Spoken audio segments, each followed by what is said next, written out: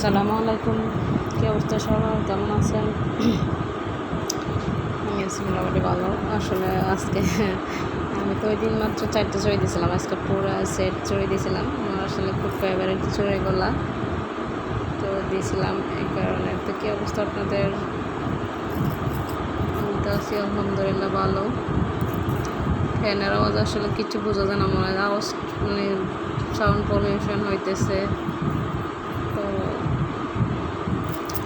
চড়ি আসলে সচরাচর পড়া হয় না, কোনো অকেশনে পড়া হয় বা শাড়ি যখন পরে তখন পড়া হয় না এতটুকু।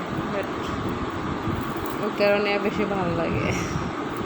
তবে আমার থেকে চড়িগুলো অনেক বেশি দাম নিয়ে নিছে, দেখ তাও ভালো লাগছে, নিয়েছিলাম ওই কারণে। যাক, তো আপনারা অন্য কোনো মাইন্ডে নেবেন না, হ্যাঁ? ভালো থাকবেন সবাই,